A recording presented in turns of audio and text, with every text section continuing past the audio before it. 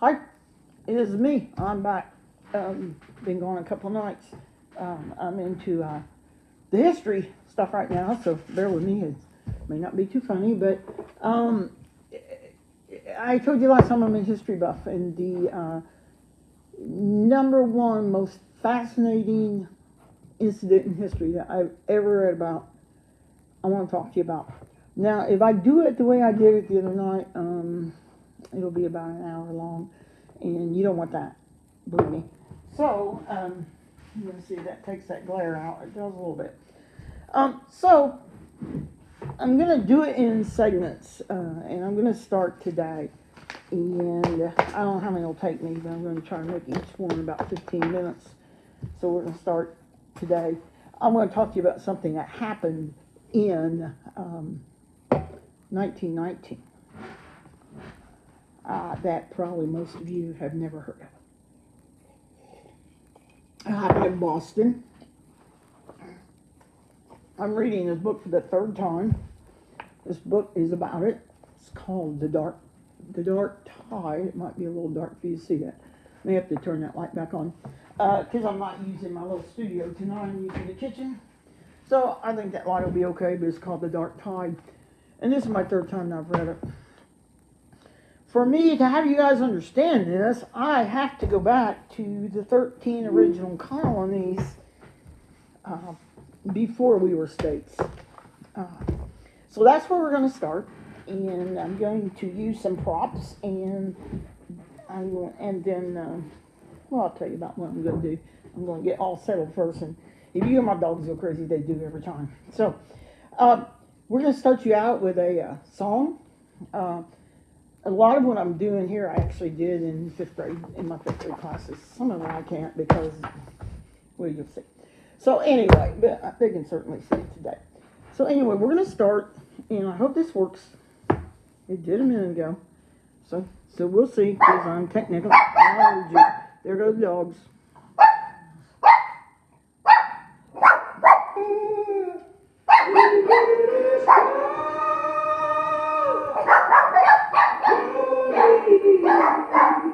Now the dogs are accompanying me.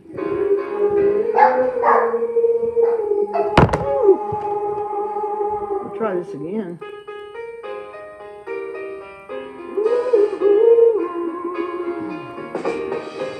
The first time in this room in Jamestown, for the Virginia Cavalry, when the bell comes, my lord, let me on that colony. Later absorbed into Massachusetts, New Hampshire starts in 23. Colony, 13 British colonies in the New World.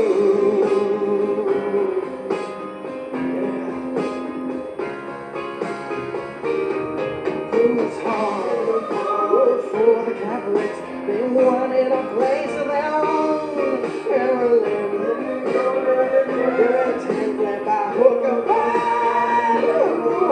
Roger Williams, Rhode Island, and Providence is a place that's allowing more fame. So colony, 13 British colonies in the New World.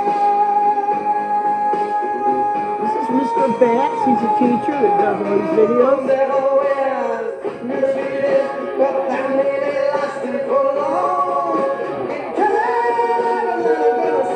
Sorry, the words are backwards. You go put this in front of me.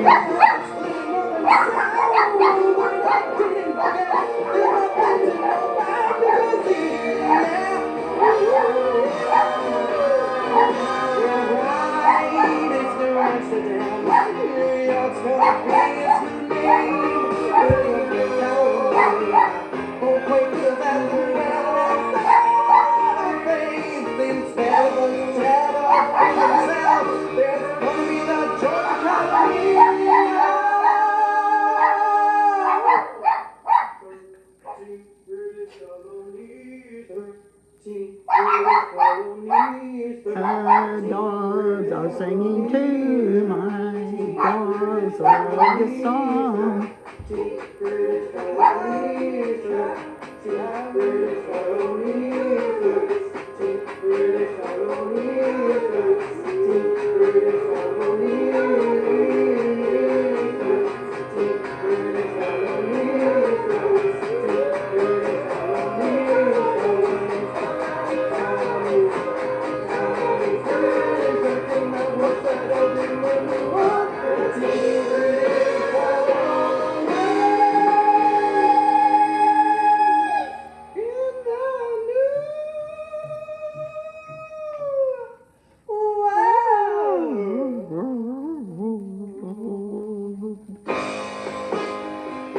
Welcome back, class. I am Mr. Beth, and that was the 13 Colonies song done to one of my favorites.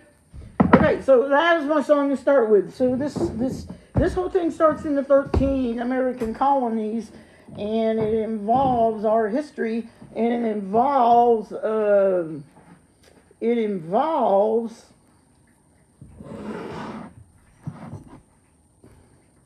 this rum. It involves rum. It involves this. Let me back up a little bit. Blackstrap molasses. And it's the prelude to the rest of my videos. So bear with me here. We're going to talk about the dark tide. The dark tide,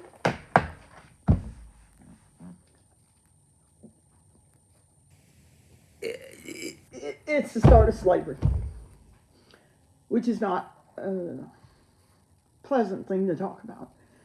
But there was a thing called the Triangle of Trade. When we were 13 colonies, the economics over here, especially in the New England colonies, basically consisted of fishing,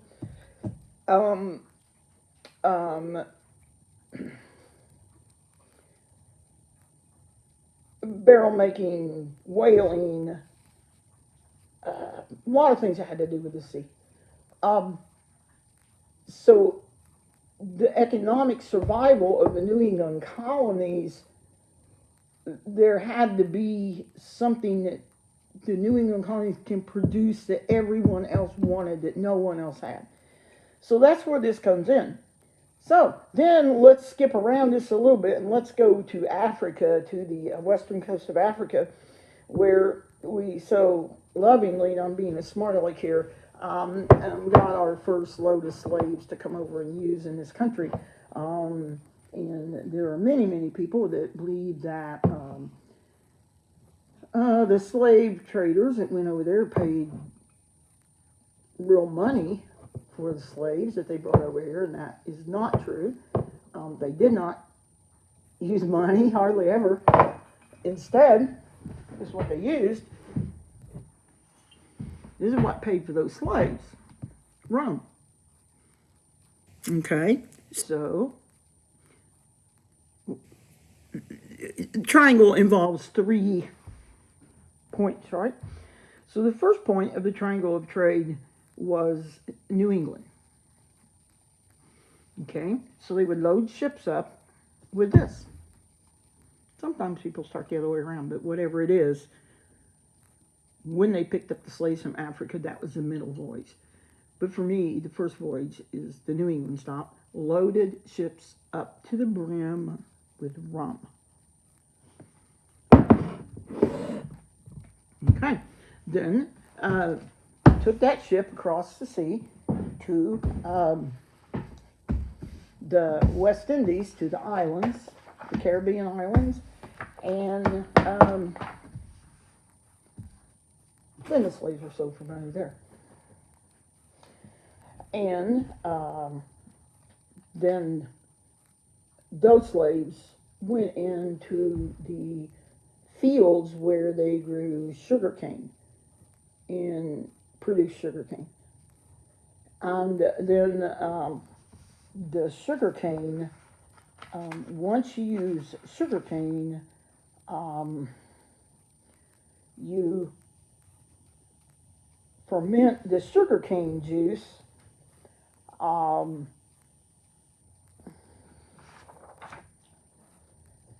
and you boil it down into sugar crystals, and you get the impurities out of it, and then you put the stuff you have left in big oak barrels, and you let it set, and it ferments, and you get rum, which is an alcoholic beverage. I know that works because I will tell you one funny story. It was my 2 years I spent at Washington Elementary. We were having science fair, and I had 2 young men that decided they wanted to make their own root beer, which I certainly thought was a great idea, and they follow the instructions to make the homemade root beer. And they did this quite a while before a science fair um, happened. And I noticed in the room the containers that they had, what was going to be their homemade root beer, were just increasing in size and getting tighter and tighter and tighter. And I thought, well, I hope we have science fair before it gets too tight. So science fair came, and what happens on science fair, you have all these judges come over and they go around each kid, and each kid at that time we could have teams explains your project and what's going on. And it just so just so happened that one of the science fair judges that year, because he was really, really into this, is our present superintendent. Well, our present superintendent, we'll just leave it at that. And he was a judge, and he had these boys in his catchment to judge.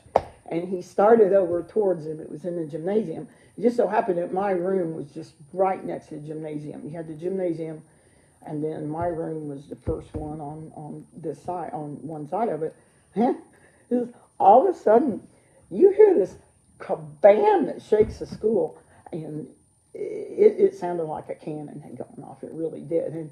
And higher ups in the school came running down there because they thought there had been gunshots. This has been a long time ago. This is before the big scares of the day. Today, that would have been bad to happen today.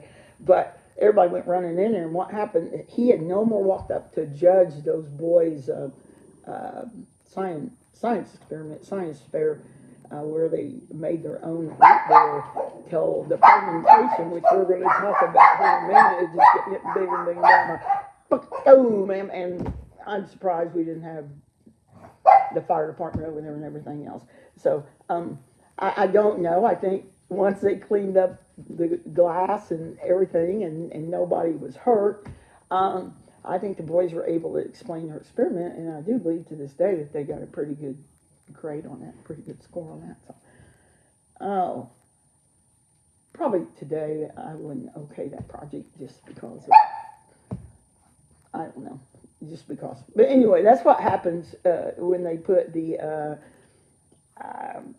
what's left of the sugarcane juice in after they get all the impurities out, not the purities, and that's what makes rum. And then it's a fermentation process the same way. And that's what you have to know this lesson. And the next thing you have to know is, I did have a song to play. It's not really a song. It's just about how horrible the mill.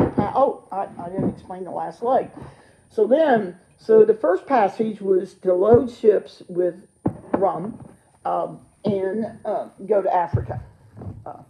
On this triangle trade, you didn't stop by.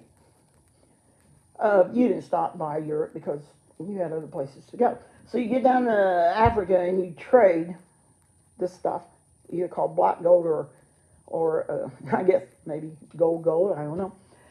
You trade that for slaves, and you load them in.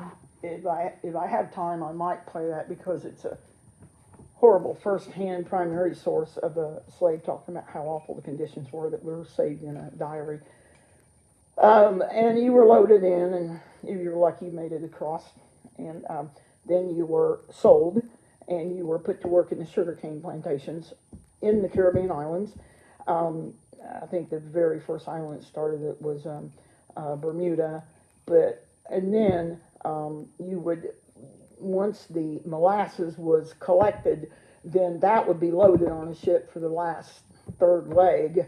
And that third leg would go to New England, to Boston, to New York, to Philadelphia, to Charleston, mostly more than New England, so we might leave Charleston out right now. And that would be taken and used by a rum distillery to turn the molasses into rum. And most of the time at that time, the rum was basically used as a drink for the people because it started in the Caribbean. There was no distilled rum. There's a little bit of like Marco Polo brought back some stuff, and it was a form of rum that had been but it really it developed in if you want to call it the New World, even though it wasn't the New World, it was an Old World, which I've already done a lesson on. But so there were various forms, and I don't know if you see this picture, but it says rum was king. It was a king of drinks in the colonies. One thing I did not realize, it was estimated that every man, woman, and child drink probably 3 imperials of rum every year. Child. And 3 imperials of rum, because we were run by Great Britain, that was almost 4 gallons of rum a year. It was 3 3/4 gallons of rum a year for each person, man, woman, and child. Back then, you would be so thirsty after you would eat salted meat, which you had to eat salted meat because that's what preserved it, and also fish, that the drink became super, super, super popular. And rum distilleries opened everywhere in the colonies. The first one was in Staten Island, New York, 1664. The next one actually was in Boston, and that was 1667. And that, in the future videos, is where we're going to start to tell you what happened in 1919. Okay. The act of drinking became an icebreaker for meeting new people. It also became political, where George Washington, when he ran for legislature, the people, his agents, gave out almost 3 imperials of beer or wine, or cider, or rum, whichever you wanted, or whichever they had, to every single voter. And that was quite a bit. That was close to 4 gallons of rum given out to try to get you to vote for George Washington. So that probably was an advantage to him. And then when Washington had his inauguration, he insisted that he'd have a barrel of rum at his inauguration for people. So rum became a litmus test for politicians, and it was really a win-win. If you were going to win political office, you gave away rum, and you for sure drank rum with the, quote, common everyday people to show that you were going to be a good leader. So, of course, the Barbados, which was the first, and the other Caribbean islands, they took advantage of this, and you needed sugar to produce rum, and there wasn't any refined white sugar like we have today, so your sugar was molasses. So you would get the molasses in the West Indies. You would load your ship up with molasses, have it in great big barrels, and then you would take it to the not the states, the colonies, and you would unload it into holding tanks, and then those holding tanks would distill it into rum, and that would start the whole triangle trade again. Think of that. Think of that.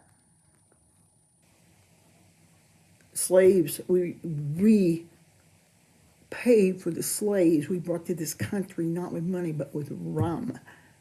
And then when they got, not to this country yet, but to the West Indies, people paid for them again, paid for people to go work in the sugarcane plantations. And then where the United States got them, I think Jamestown was one of the first, is they begin to get a surplus of slaves, my goodness. They begin to get a surplus of slaves in the West Indies. And so they made some more money on the side and loaded a shipload of those slaves up and sent them up here. And a lot of the people up here found, oh, these people are very useful because, hey, we don't have to pay them, and they can do tobacco or cotton or sugarcane up here or rice or whatever. And that's really how the whole thing started. It was incredibly profitable on every leg of that triangle of trade. Then it got a little bit hairy, if you want to call it that, because England decided they needed to make a little money off what was going on. instead of the New England merchants. And so they, another name for a tax is a duty, because I'm going to play a song at the end where you'll hear that. And they started out putting a thing on called the sugar tax. And the sugar tax was, well, let me rephrase that. They started out by putting on the molasses tax, a Molasses Act of 1733. And it put a great big heavy tax on sugar and molasses that came anywhere except the British controlled islands in the Caribbean. If it came from those, that was fine. But Barbados and the French islands, and nope, couldn't get it from there unless you paid this tax on the molasses, which is where 95% of the sugar came from then. And it was when that happened that people started experimenting with other alcoholic beverages, and American whiskey started being made and being homegrown, and that was not taxed by the British. And then later, some years later, maybe 6 years later, something like that, I'm not sure of the date, they changed, they backed off on the taxes because people weren't buying it anymore. So they backed off on those taxes and changed the name of it to the Sugar Act, and thought that would go and he studied the colonies, the American Revolution, and it didn't do the British too much good to do that, because it wasn't the money, it was the principle. It was no taxation without representation, if that makes sense. So they still said, stick it, we're not paying that. And they still had molasses and stuff like that, but it came in through smugglers and stuff, and so it was kind of a hard time. And one more thing I want to tell you is that rum was also, once it started being produced here, a favorite of people in Britain, especially the British Royal Army. And until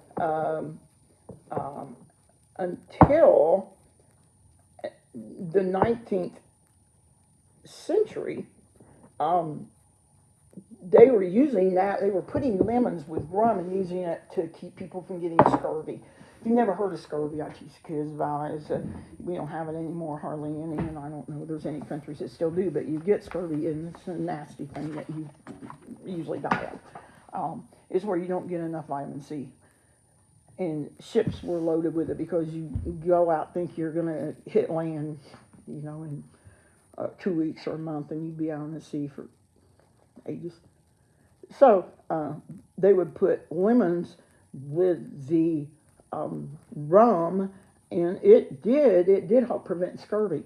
So then the British, because they were so intelligent, I'm being smart-like again, decided, well, lemons weren't that good, then let's try limes. And they substituted limes for lemons, but it did not work. Limes were not better for lemons, but if you've ever heard the word limeys, that's the American word that they gave to a nickname for the British soldiers, limeys. And then I have to tell you one more story, because it's amazing.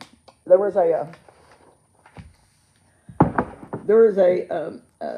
vice admiral, you may have heard his name before, Horatio Lord Nelson.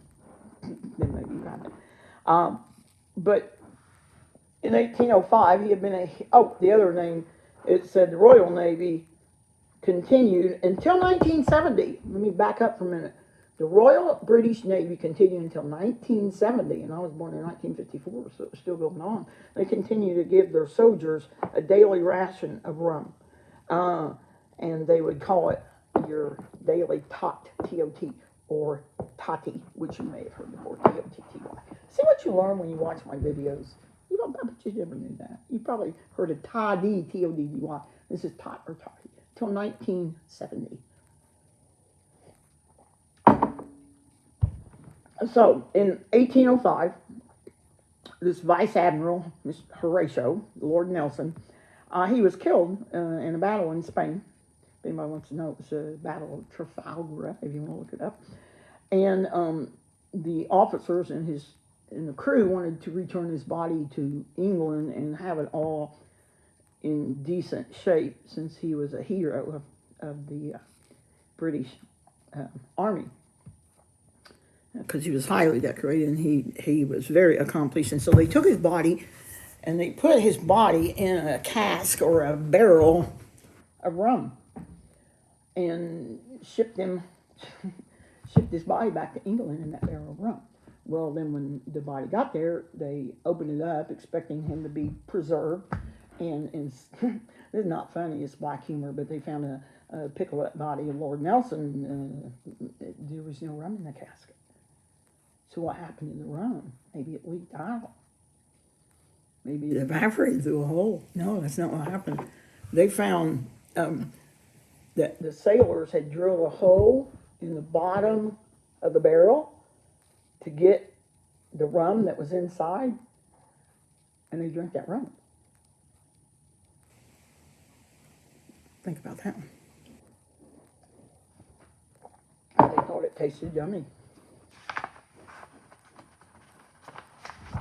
This is true. I'm not making this stuff up.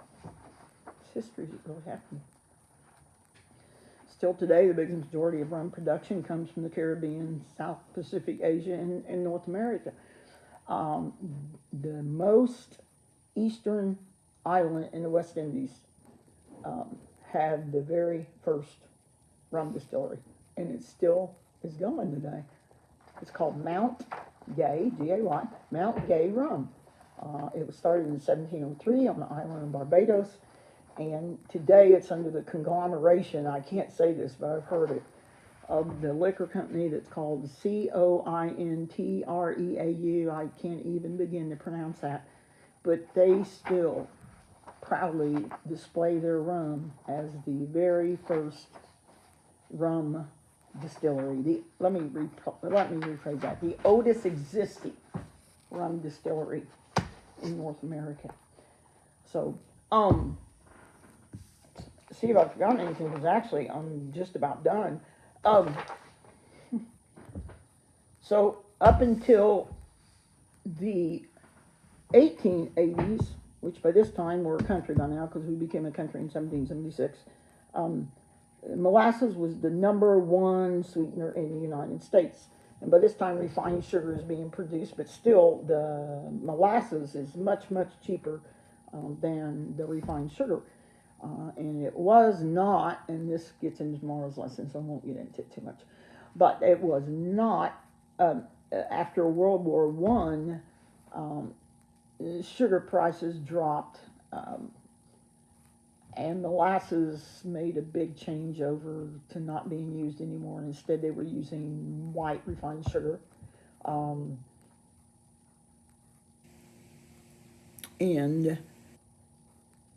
Or they were using brown sugar, they were switching. And then today, if you buy molasses, it's twice as expensive, if not more, than what either refined white sugar or brown sugar is. But and everything changed. So basically, let me see if I've ever got anything. Basically, I'm done, except for I do have a couple things to show you. So we may come in at about 32 minutes. Just let me see if we forgot anything. So molasses played a major role in some of the biggest events in American history. The colonial discontentment, that was one thing that led to the American Revolution. The introduction of slavery into the New World, or the 13 colonies. And then that led in part to the Civil War. And then that led to the growth in rum and liquor distilleries throughout the United States. But we're going to talk about Prohibition and what happened with this incident. We're going to talk about, so you better come back. Maybe tomorrow night, we'll see. And then molasses, believe it or not, this stuff right here was one of the reasons we were so successful in World War I. Did I ever, I did that when I was a kid. Did anyone ever teach me that? That these helped the United States be, that this helped the United States be successful in World War I? No, nobody taught me that. So, it is my duty in life to teach all of you that, which I'm going to do, but not today, because I think I've covered everything today. I wanted to give you a build-up. If you ever want to win some money on a quiz show. The first American-built vessel to carry slaves was called the Desire, and that great name, Desire. And it sailed out of Salem, Massachusetts. Not Salem, Indiana. It's Salem, Massachusetts in 1638. And after that, it just, here's a little tidbit for you. It says, early records show that African men fetched 115 gallons of rum each, and African women 95 gallons apiece. So once you brought the ship loaded with rum to Africa, 115 gallons would get you one slave. 95 would get you a slave woman. And if you've ever studied how the human beings were packed on the ship to bring them across, it's hard. And when you stop and think, multiply each man by 115 and each slave woman by 95, it's a lot of rum. It's a lot of rum. It's a lot of molasses to make that rum. Molasses and rum for the start of a very sad chapter in our country. Okay, well, I guess the rest of it I'm going to tell you later because I see a bunch of stuff here. But, by the way, after I do today's little thing, tomorrow or whenever I make the next few ones, I looked up the 10 most popular recipes for rum, not rum, molasses today in 2021, and picked out 4 or 6 of those recipes, and I'm going to make those and have them here. One of them is my grandma's traditional recipe, so it didn't come from that. But I'm going to have those here to show you, maybe eat in front of you the next few nights. One night, I'm going to make some sassy molasses baked beans. And then to go with that, I'm going to have me some Sarah's molasses brown bread, which I'm looking really forward to making.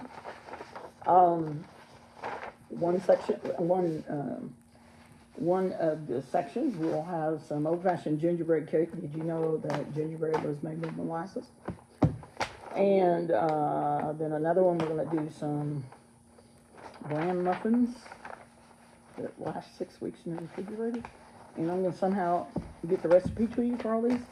And then the creme de la creme will be at the end when I do my grandma's recipe for molasses cookies, which I know you've all seen a lot of recipes for molasses cookies, but you never have my grandma popes. So that's what we're going to do, and then to end with today. So if you don't want to hear the song and see the fun stuff, you can leave now. And if you want to, stick around about 3-4 more minutes. Because while there's a song playing, because I'm going to serve my time, I'm going to show you a few things that you can do. First I'm going to show you what molasses looks like. Then I'm going to show you a few things you can do with rum. Okay? All right. So I got to get down where you can see me. First, and I hope you can see this, there are 3 different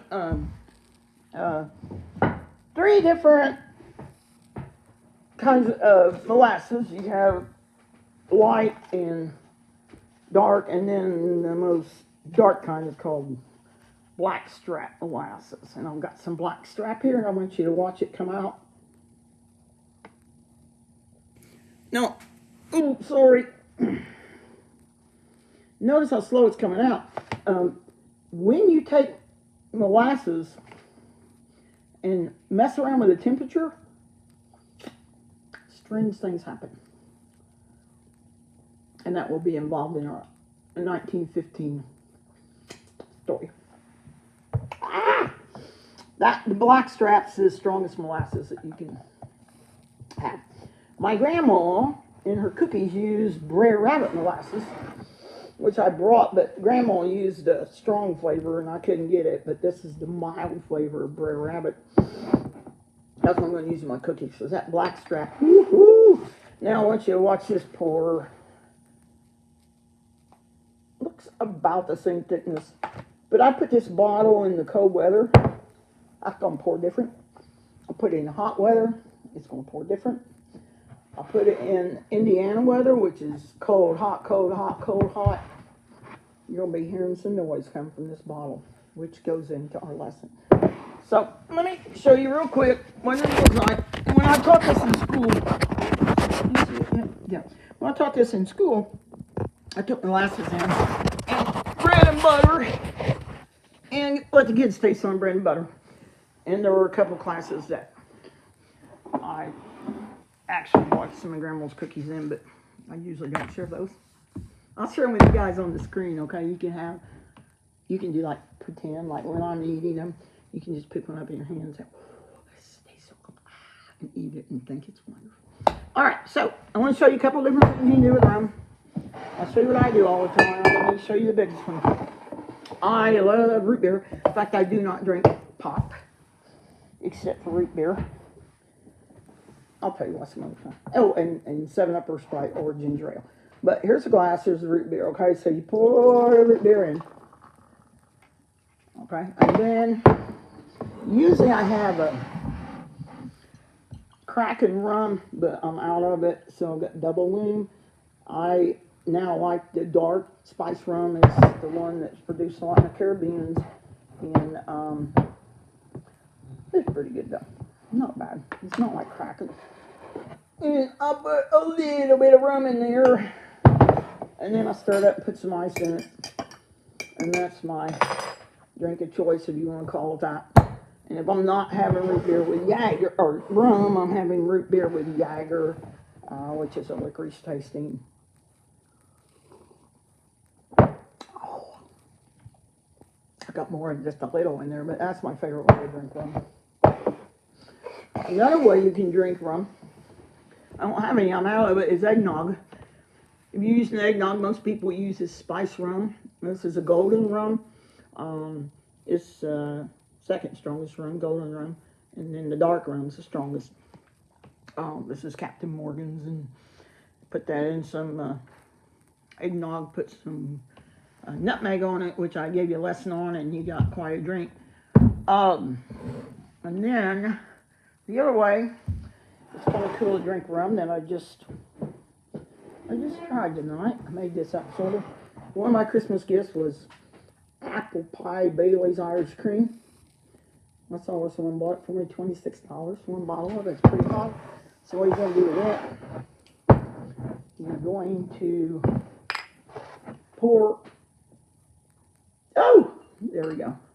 You're going to pour some of that apple pie Bailey's Irish cream. And then you're going to pour Kraken rum if you got it. Kraken rum. Kraken's another name for octopus. I had no idea.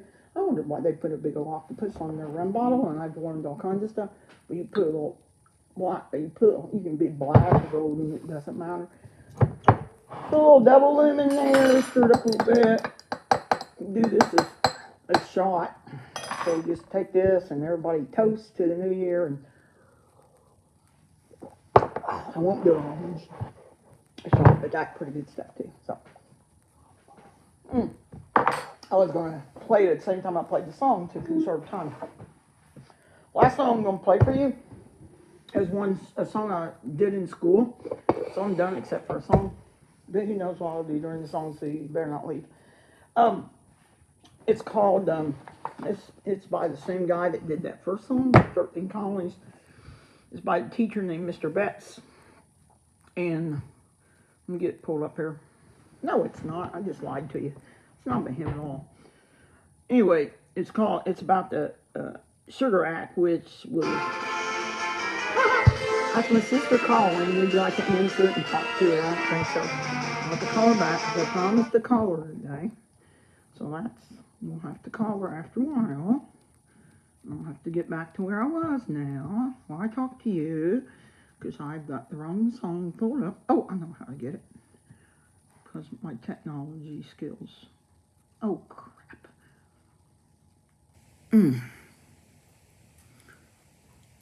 You ever a day where you broke everything you touched? It dropped, it was made of glass, and it broke. Yesterday, that happened to me 3 times. And the first one was an antique candy dispenser, which I was not happy about. And the second one were not 1, not 2, but 3 of the big, heavy bowls that go in like a 3-thing crock pot. I dropped that. It was heavy. I dropped it, and all, you know what, 3 of them broke. Anyway, this is called the sugar rack, and after this, I'm going to say bye to you and get out of here.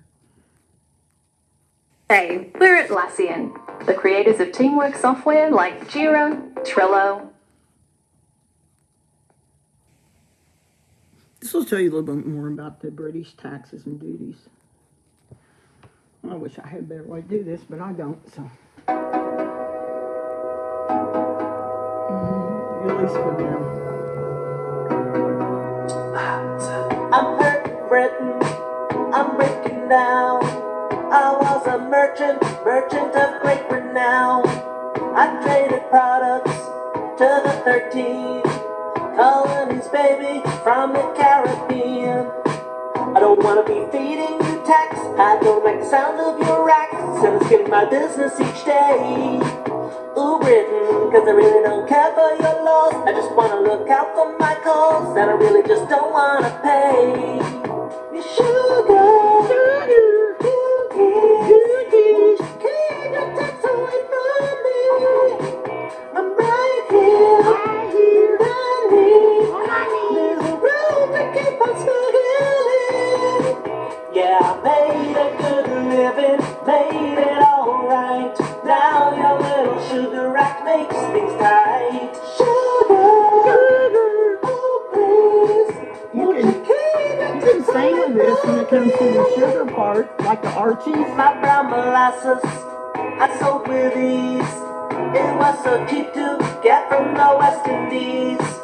Then you came along and you passed a law on April 5th of 1764.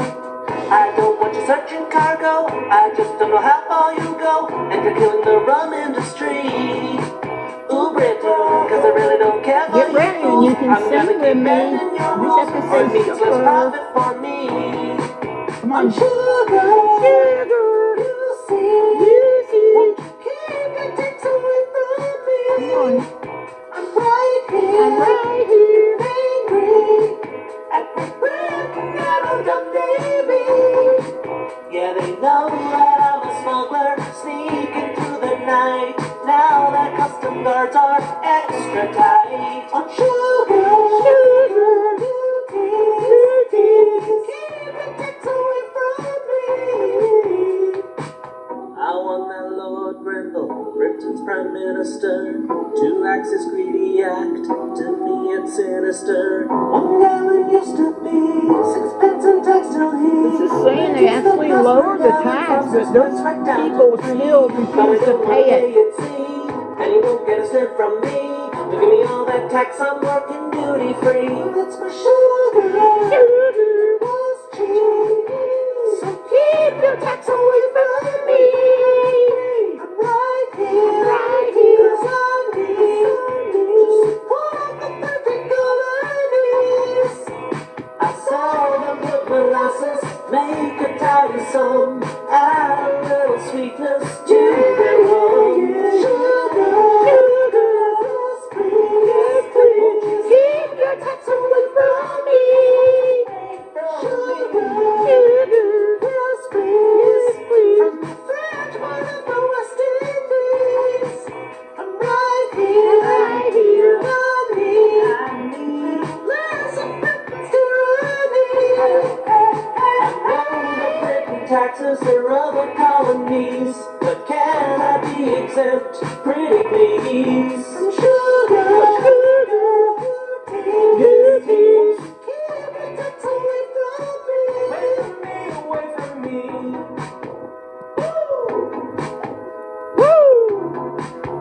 Woo! Hey, bye. Tune in for my next one because we get to the good stuff then.